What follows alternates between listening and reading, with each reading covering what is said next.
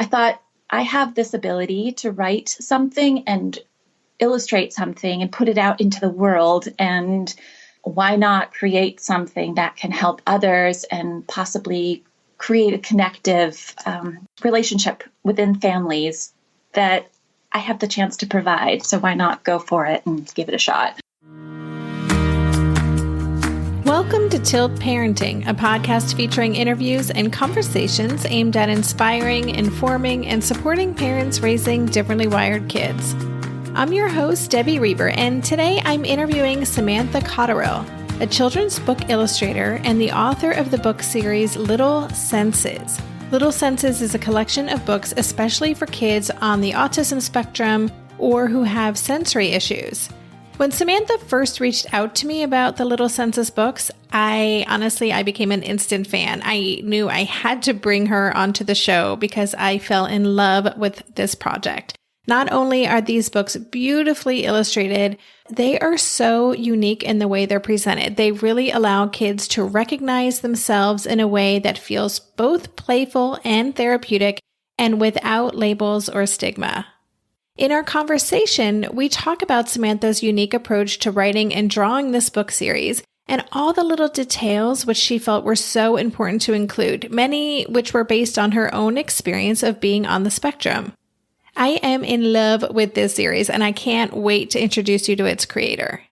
Lastly, I have a new podcast supporter I wanted to thank, Deborah Browse. Thank you so much for being a part of this community and for helping to support the production costs for this show. And if you too get a lot out of Tilt Parenting and would like to make a small monthly contribution to help fund the show, it is really easy to do. Just go to patreon.com/tiltparenting to sign up. You can pledge $10, $5, or even just $2 a month. Again, that's patreon.com/tiltparenting.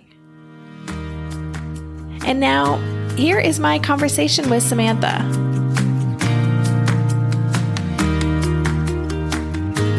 Hello, Samantha. Welcome to the podcast. Thank you. Hello. I'm so excited.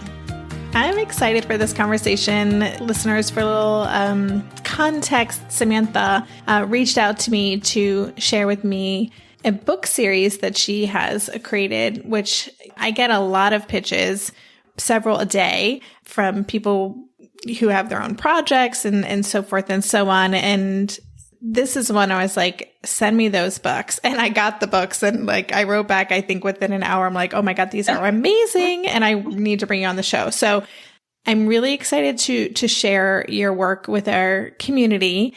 And I always like to start by hearing more about the guests. So if you could spend a few minutes and just tell us a little bit about who you are in the world and what you do and why you do it. Well, I'm a picture book author and illustrator, and I've been a freelance illustrator for probably about 20 years, but it's only been in the last 5 or so that I've gone full-time into picture books. And I go back and forth between writing them or I'll illustrate for other authors. And my work comprises of 2D and 3D. So some of my books are done in 3D setup medium and others are done two-dimensionally, like the Little Senses series. And I work full-time out of my studio in upstate New York. And this Little Senses series was the first time that I've done something of a series-based kind of work. And it's a very personal project and just really excited to share it with everyone today. So tell us about the Little Senses. I'm an author as well, and so I'm always kind of one to know the whole origin process and how you found a publisher. But just to get started, can you tell us a little bit about the series as a whole, who it's for, and what your vision was when you created it? Sure. Well, Little Senses is a 4-book series for the moment, and depending on how well it does, it may continue beyond that. And the series is basically for kids with sensory sensitivities that may or may not be on the autism spectrum. And they're written in a way that are lighthearted, gentle, easy to approach, without any labels or qualitative adjectives within the story themselves that opens it up to be a connection for kids in a broader audience that may not necessarily be on the spectrum or may share some isms or just sensitive kids in general. And they're done in that lighthearted approach that for kids that may not be open to having a diagnosis and may be a little bit resistant, we're wanting to give them reading materials to help them see that they're not alone and there's a lot of other kids that see the world the way they do, that presenting them with books that don't scream out on the cover a label or like you have ADD or Millie is fidgety, that they may be more responsive to wanting to pick up that book and read the book and may recognize themselves, which in itself would help spark a conversation between caregiver and child or teacher and child that can help set them on a path of understanding a bit more about themselves and gaining any tools that they may need as they navigate the world growing up. So can you tell us a little bit about why this book series? Why were you inspired to create this? Well, it's something that I've always wanted to do. It's been in the back of my head, and my agent, Kirsten Hall, was really the instigator in terms of, she just gave me the push and the encouragement to put these out there simply because these are books I wish I had had as a child.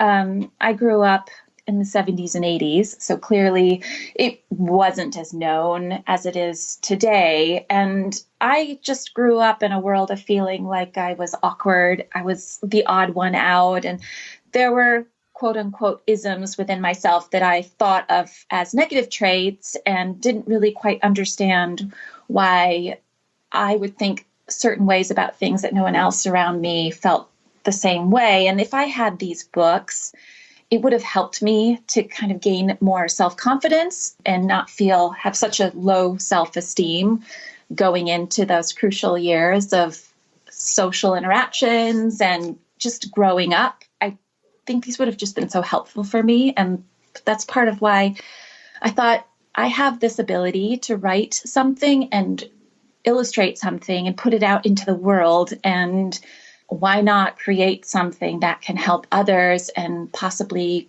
create a connective relationship within families that I have the chance to provide. So why not go for it and give it a shot? Mm-hmm. And I'm curious to know what the response was. Like when your agent pitched this, was it, first of all, you can share with us who the publisher is, but I'm just wondering, was it something that the publisher got, right away, or can you tell us a little bit about that? Yeah, well, when we put the pitch together, I wrote a rough draft for Nope, Never, Not For Me, which was the first one that I had written. And we put together a package that included the manuscript for Nope, Never with a couple sample art images, and then just some suggestive title ideas of future books, knowing that we wanted to put a series together. And an open pitch was created for the series. And when it came down to a couple publishers that were really interested in the series, there was one in particular with Kate Harrison at Dial Books for Young Readers that just instantly, she just reacted with such an emotional, like, yes, this is something we need. We need to get more of these out there. We really love what you're doing. And there was just a reaction from her that I knew that this was the person that I needed to make these books with. And they were just from day one, so supportive and encouraging and allowing me the control of what was important to put in there and all the subtleties that in just kind of the mainstream children's book world, there were a lot of little details that maybe I couldn't have done otherwise. But because of this series and of her trust in what I was doing, we were able to create something that I felt was just so special. And yeah.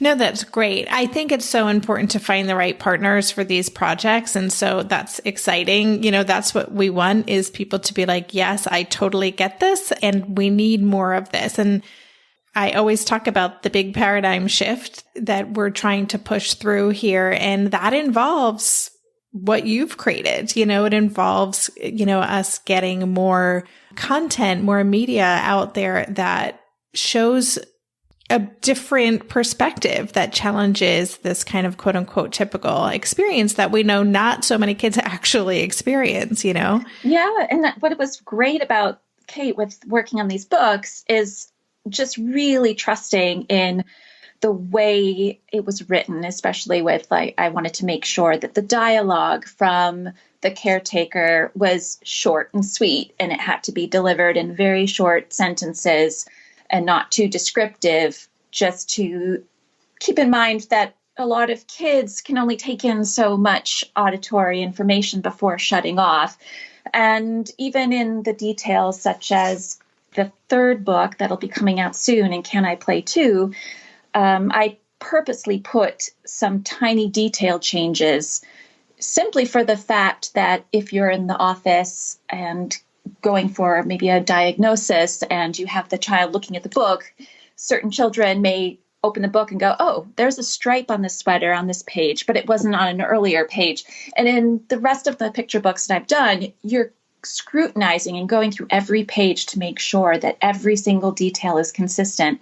And I was so excited that Kate allowed me to purposefully make subtle detail changes that could come across as errors to other people. But for me, I felt like it was an important little detail to include. And also even the eye contact. I made sure that, especially with that third book, that the eyes weren't directly looking at the teacher's eyes for the majority of the book. And it's just those subtle details that when you add them all up together, I was just hoping to create a piece that would just really connect and resonate with a lot of readers that could really see themselves in these books. That's so cool. I didn't get that in reading through these. And I love that you took such care to provide those kinds of little nuances. It's really awesome. We'll be right back after this quick break. During this month of planning and organization for big transitions, rhythms and routines have been absolutely essential for our physical and emotional well-being. So Green Chef nights are reliably and predictably a good night. We know the ingredients will be fresh and prepped, the instructions easy to follow, and the meal delicious. We're all still talking about last week's turkey tacos with mango chimichurri sauce, refried beans, and Monterey Jack cheese. Green Chef contributes to a healthy lifestyle with easy and delicious menus like fresh seasonal salads and grain bowls. And with over 80 weekly meal and market options, plus rotating options to suit a variety of lifestyles, whether Mediterranean, plant-based, calorie-smart, keto, protein-packed, gluten-free, there are always plenty of options to choose from. Whatever you select, you'll get farm-fresh ingredients, organic whole fruits and veggies, and premium proteins, all delivered straight to your door. I love those 4 words. Straight to my door.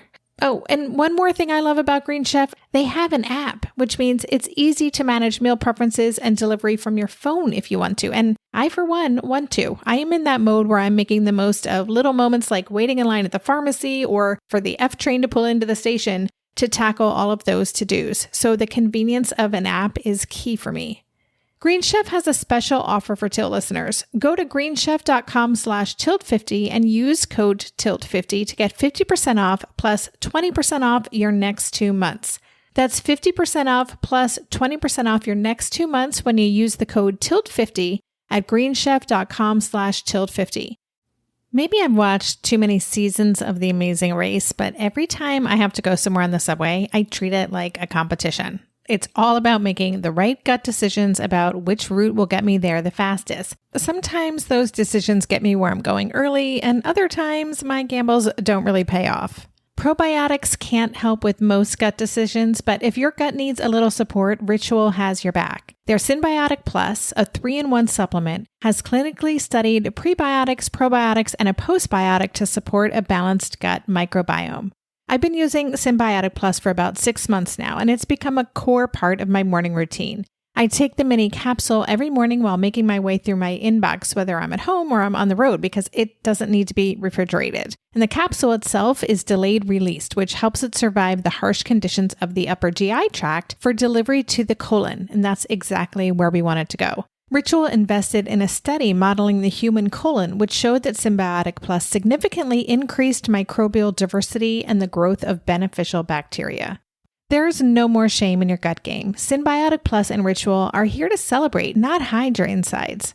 Get 25% off your first month for a limited time at ritual.com/tilt. Start Ritual or add Synbiotic Plus to your subscription today. That's ritual.com/tilt for 25% off. So what I would love, actually, if you're up for doing this, is just tell us a little bit about each of the 4 books. I know that, one of them is coming out in the spring and then the 4th one you just wrapped up. But just to give readers a sense of the themes that they cover, could you tell us a little bit about them? Sure. So the first one that I had written was called Nope, Never, Not For Me.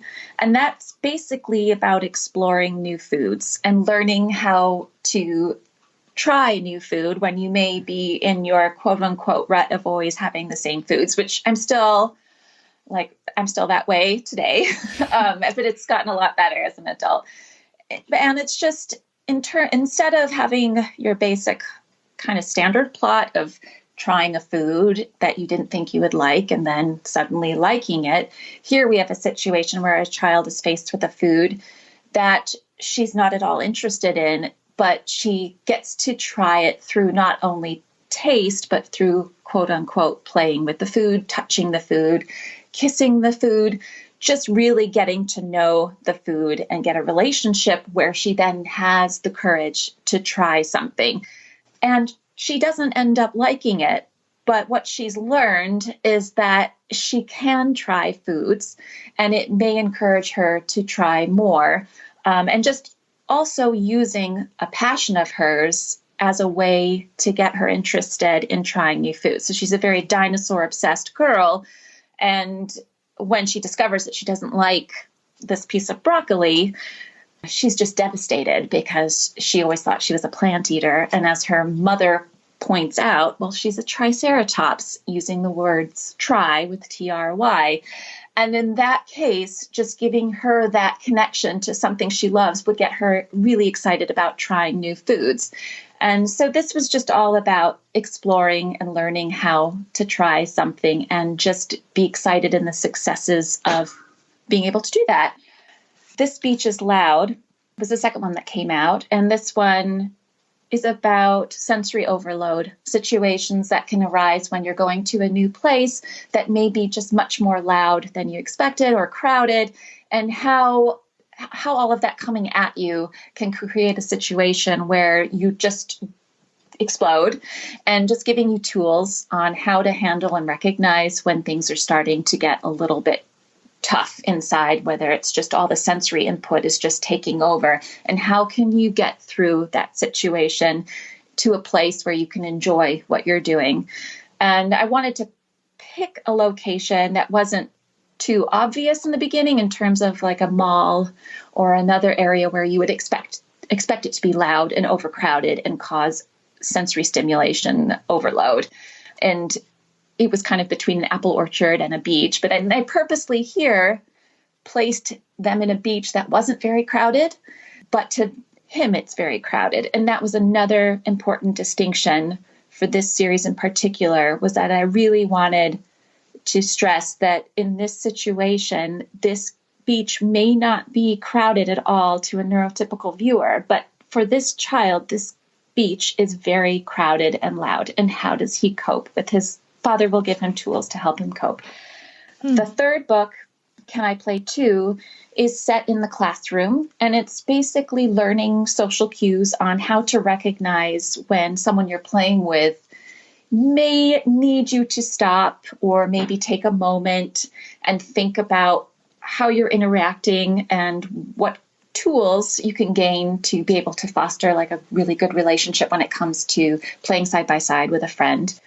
And the fourth book that I've just written is going to be about a young girl having a couple of friends over for a birthday party and learning how to handle change when unexpected change occurs within the party setting. So that one won't be coming out for another full year from March. But that's basically the summation of the 4. It's so awesome. I even love, I hadn't thought of this. I loved the Speech is Loud book, but yeah, I mean, I think we think about amusement parks or, these more obvious spaces that can be overwhelming. And so I just, again, love the care and the thoughtfulness to create an environment that from a neurotypical point of view wouldn't seem like it would be overwhelming. So those details are fantastic. Well, and the inspiration for this book was really, I live in the Northeast. So in the fall with apple orchards galore. And I had gone with my teenage sons and my husband to the apple orchard. And I just wanted to get the heck out of there because I realized, oh my God, there's like these bees and I'm so paranoid with bees. There's bees and there's apple cannon going off in the background and there's just people crowded trying to get the donuts. And it was just so much going on. And I realized in that moment, I'm like, wow, I don't think anybody ever thinks of an apple orchard as a potentially sensory overload place. And that's kind of what started the thinking process for where to pick beaches loud. I figured, well, I probably shouldn't do an apple orchard because I don't know how prevalent they are outside of the Northeast. But I do know that everybody likes to try to get to a beach if they can. And it's something that can be relatable to people throughout the world. And that's where we stumbled upon the beach versus the apple orchard. That's awesome. And I just, the book that you've just finished writing about the birthday party. I mean, I just imagine there's no shortage of topics that you could cover because it is the little things, right? It's the little unpredictabilities. There's just so much. So do you have grand plans to keep going with this series? I do. I mean, it's really hard. I have to say it's because of that. It can be really tricky writing a book because there's so much you want to put into it. And you have 32 pages, minimal text, which in a way can be harder because every word has such weight and meaning to it that I could be banging my head against the wall for weeks trying to just get one word right and trying to pare it down enough where it's really hard to just really pare it down and try to get the main concept you want to get out. But while you're writing it, there's all these things coming in to play where we could talk about this and this relates and this relates. And as you get started and you write one, then you get an idea for another and you get an idea for another. So I do feel like there's just a potential for many to be written. And I hope I get the chance to do that because these 4 have really shown me that it's really going to be hard to run out of ideas. Whereas at the beginning, I was worried about, will I be able to write a series? And clearly, I think 4 is the minimal amount. Yeah, absolutely. I just think there's so much potential here. And I'm curious to know what the feedback has been. How have the books been received? It's been received really well. And I have to say the most meaningful parts are the emails that you'll get from a parent that often it'll be a parent picking up the book from the library. And I'd say 30% of the time, the emails would come from a parent that grabbed the book not knowing that it was a book for kids on the spectrum. And there was one in particular where she said she sat down with her son and started to read the book. And her eyes just went wide open. And her son looked up at her and just said, "Mommy, that was me yesterday at the beach." And she just said, I just started pouring my eyes out and we read the book, read it again. And then we were able to have a discussion about what can we do the next time we go to the beach. And she just said, we're so excited to go to the beach again and use this 1, 2, 3 tap in hopes. And he's excited because he saw that there's a chance to have fun because he's always wanted to go to the beach. And it was just such a disaster, quote unquote, with the way it ended, that the book gave both of them a really positive excitement about trying it again. And it's just those emails that you get where you're like, okay, this is why I do this. There may be days where it's really stressful and I'm worried and am I going to be able to get this book written in a way that I think is going to resonate? And then you get one of these emails in your inbox and it just kind of washes all of that away and you realize, okay, this is why these are out there. And just this email alone is all the juice I need to keep going. And it's been great. That's so fantastic. And as you mentioned earlier, so many of the books that exist, they kind of scream out loud, problem, or, they're just the way that they're worded or the titles. they don't necessarily feel yummy, and cozy and inviting. They feel like, okay, I've got to get this book because this is what my child's OT said we should read together to explain blah, blah, blah. And so that's, again, I think why I was so drawn to the work that you're doing. These are just wonderful children's books. And so not only are they giving differently wired kids a chance to see themselves beautifully represented and honestly, authentically represented in their experience so they can feel seen, which they may never see themselves in mainstream books and other media, but you're also sharing this perspective with all audiences. And, I talk about this sometimes. I just feel there's so much potential for young kids, readers of your book at the preschool age to really grow up understanding that there's a variety of ways to move through the world. And so we're not looking at those other kids as being weird or strange, but rather we're understanding, oh, they are experiencing this differently. So I think there's just so much potential for these books to be just part of that bigger conversation, because that's what they're doing. They're filling a space. And I'm so, again, glad that Dial noticed that and recognized the potential. Right. Thank you. Yeah. And there were just a few key things that I really wanted to make sure that were included in that book. And it goes to say, like with raising kids, it can be easy to get into the rut of just pointing out what the child isn't doing correctly. Mm-hmm. Like in terms of if there's a situation where a learning situation can happen, it can be kind of easy to get into a default of going, you can't do that, or this isn't the right way to do that, or you can't do that. And it creates a situation where a child is only told what they're doing wrong and not necessarily clued in on what they've done right.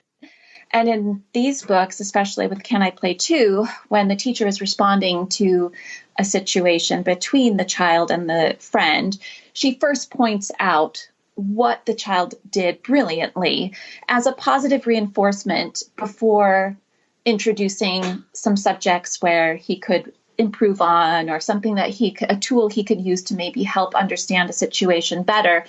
Just that idea of using a little positive of, okay, you've done this great, or this was so well done, and I'm so proud of you. You asked him to play, and that's great. And then, okay, here's some things that maybe I can help you with. But that was important for me to instill in the books as well, to give kids a sense of self-confidence into going into situations like that, where they may feel like a lot of times they just hear the things that they've done wrong. Yeah, absolutely. We'll be right back after this quick break. Hey there, it's Debbie. I love making this show and sharing conversations about how to support our awesome neurodivergent kids. I've seen how even one little insight from an interview can spark a big shift in daily life. But I know that raising complex kids can be messy and lonely. And just when we think we figured it out, something comes up that boots us right back to feeling overwhelmed and stuck. That's why I've poured everything into creating a way for parents like us navigating complex parenting journeys to join together and chart a path that feels positive, hopeful, and doable. It's the brand new Differently Wired Club experience. In the club, you'll get personal support from me and other seasoned parent coaches, 6 live calls every month where you can connect and get your personal questions answered, the opportunity to learn directly from authors and experts like I have on this show, monthly themes for getting specific and tactical, an exclusive private podcast feed, and the best, most generous community of parents. Seriously, these folks show up for themselves and each other, and that right there is really everything, because it's a daily reminder that we're not alone. Our kids aren't broken, and we have totally got this. The recently rebooted Differently Wired Club is on a brand new platform with its very own iOS and Android app. It is such a great space. However you learn, whatever your style, no matter the ages, genders, and neurodivergent profile of your children, the Differently Wired Club can help you cultivate the positive shifts you're hoping for. Join us today by going to tiltparenting.com/club. That's tiltparenting.com/club. I hope to see you on the inside. Lynn, this time of year, parenting can be such a flusterclux. You've come to the right place.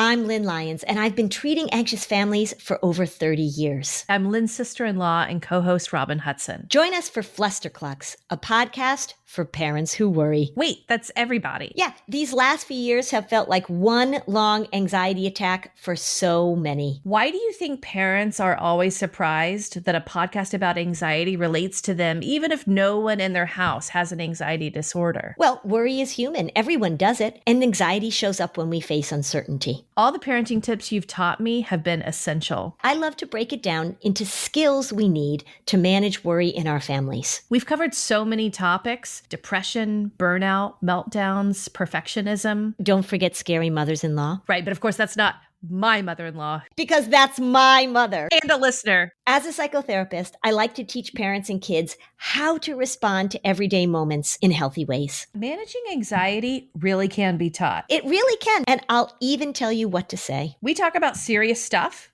but without being too serious. Anxiety wants everything serious. Anxiety doesn't stand a chance when we're laughing, even about the tough stuff. So, can you tell us a little bit about your own personal experience too? So you are on the spectrum, you have that perspective as a writer, as an illustrator in creating these books, but I know that your journey as a woman on the spectrum and kind of discovering who you are, you grew up when I grew up at a time when things weren't really talked about. So can you just share a little bit about that and how that has kind of informed the work that you're doing? Yeah. Well, I was diagnosed initially when I was 19 with just quote unquote mild autism. And it stemmed from just a childhood growing up where I really quite honestly was the bullied child. I was teased a lot and bullied a lot to the point where my mom had even questioned moving schools or changing schools when I was in 6th grade.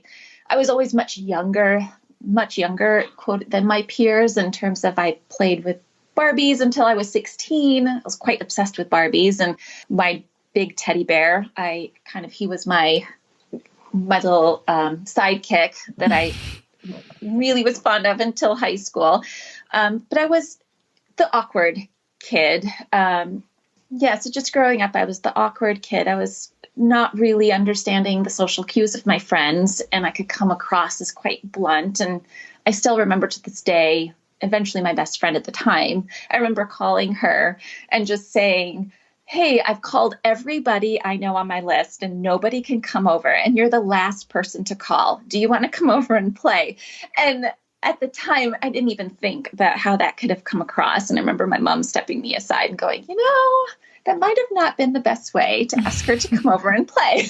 But I was just being honest, and I didn't think it was bad. I was just telling her. And thankfully, she ended up becoming my best friend of mine. So, but just awkwardness. I had a hard time really getting the social cues of the friends around me. And so because of that, my responses could come off as a little bit odd or strange.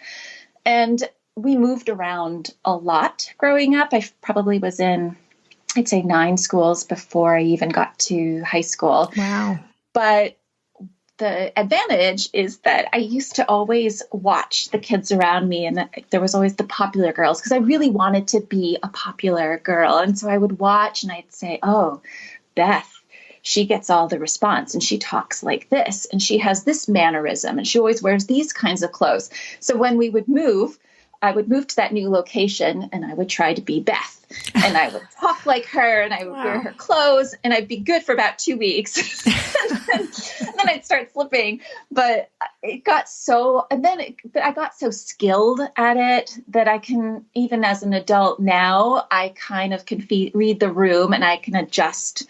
Like I would adjust myself growing up. Like, all right, I'm in a group where they don't like to joke so much, so I'm going to tone it down a bit, and I'm going to talk in this kind of tone. And you see it pop up now everywhere, that term of chameleon, but it really is perfectly explained, describes how I navigated getting through those years of middle school and high school. I was an expert at doing that, but the downside was that I started to kind of lose sense of who I was, and I always felt like the real me was just not a cool person to hang out with, and my self-esteem got really low. And it took a long time for me to really see that I needed to stop worrying about what other kids thought and see that there's a lot of beauty in who I am. And it just needed to find the right people that got me and that I got them, and that there are some amazing relationships out there. I just have to be myself.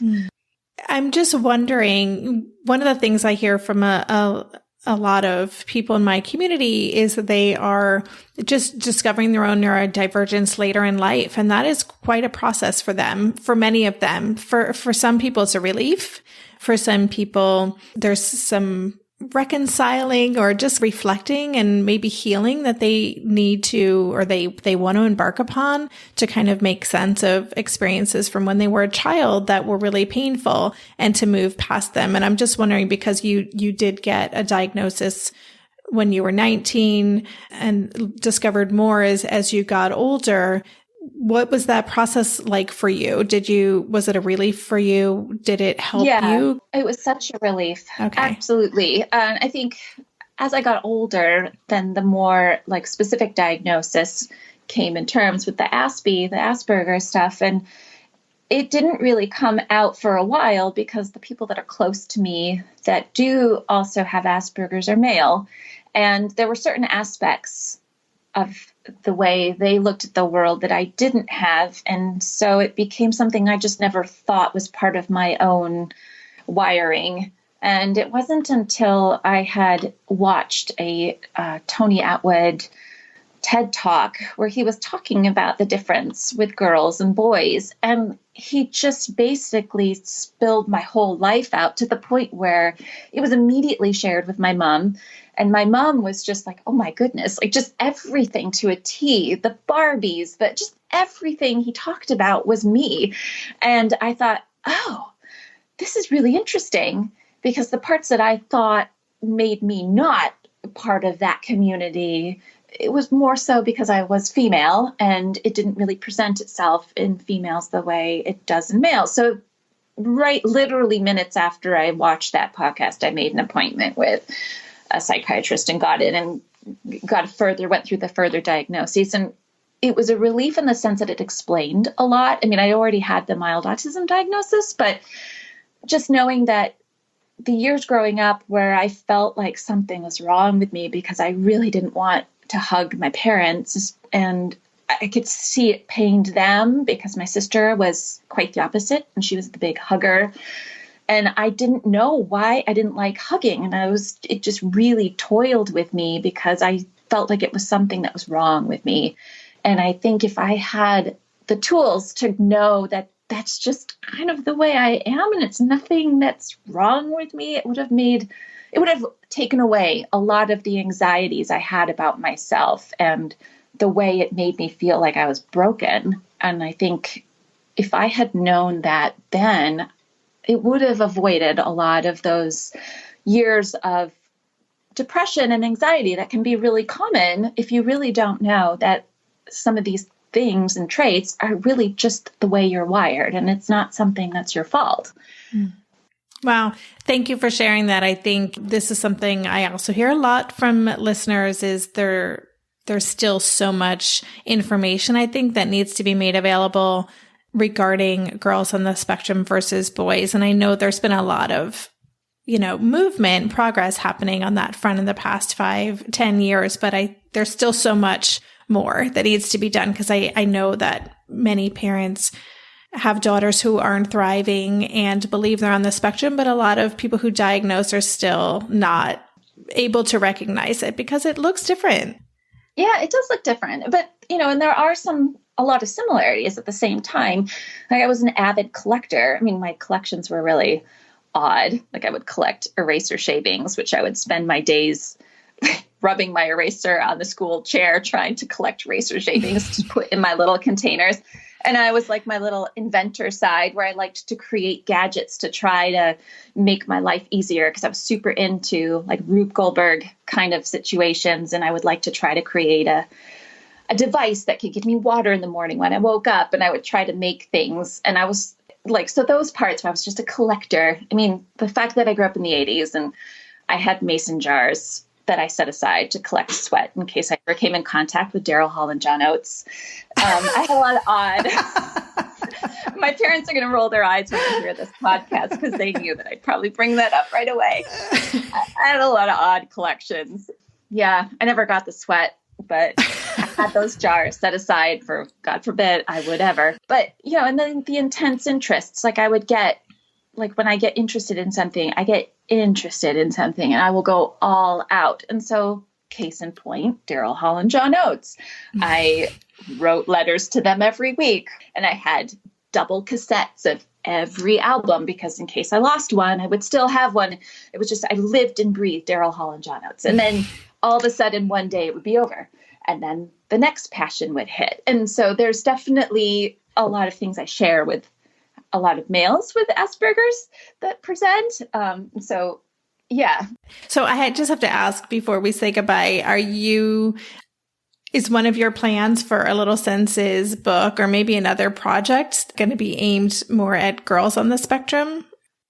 Yeah, well, the fourth book for Little Senses is about a girl having a couple of friends over for a birthday party. And there's a couple of little subtle, like of how she handles a situation in terms of there'll just be like a little moment where she masks her real reaction and just try to mimic the friends around her. And so that was like a subtle change from the way a child would have reacted in one of the earlier books.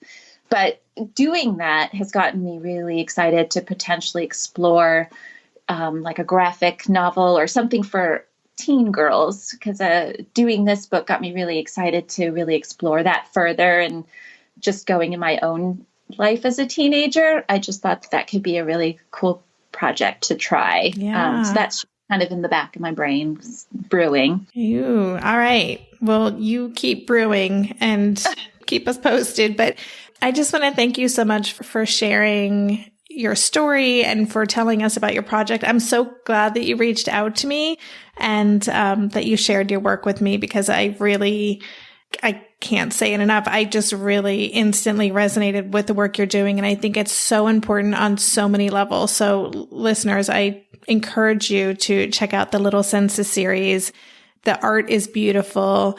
They're just really lovely books that we should have in our libraries, and we should gift to people who may not understand who our children are, and just kind of get them out into the world. So Samantha, before you say goodbye, just tell us where listeners can connect with you. Of course. First of all, it was really an honor to be on here. I just love everything about Tilt Parenting. So thank you. And mummysam.com is MUMMY. Sam.com is my main website. And then I do have Instagram, and I have an Instagram account that I've just started specifically for Little Senses. So it would be at Little Senses Books will be the Instagram account. I'm not on Facebook. So that would be the best way to see a little bit more behind the scenes and updates for the upcoming books. Awesome. Well, listeners, as always, I will include links to the books and Samantha's social media and website on the show notes page. But for now, Samantha, thank you again for being a guest on the show and sharing your work with us. Thank you so much. You've been listening to the Tilt Parenting Podcast. For the show notes for this episode, visit tiltparenting.com/podcast and search for this conversation. If you like what you heard on today's episode, I would be grateful if you could take a minute to head over to Apple Podcasts and leave a rating or a review. Thank you so much for helping us stay visible so people who would benefit from the show can easily find it. If you want to support the show and help me cover the cost of production, please consider joining my Patreon campaign. To support the show, just visit patreon.com/tiltparenting.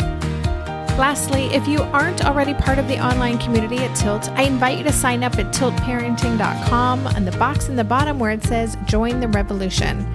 Every Thursday, I send out a short email with a quick note from me, a link to that week's podcast episode, and links to 5 stories from the news that week that are relevant to parents like us.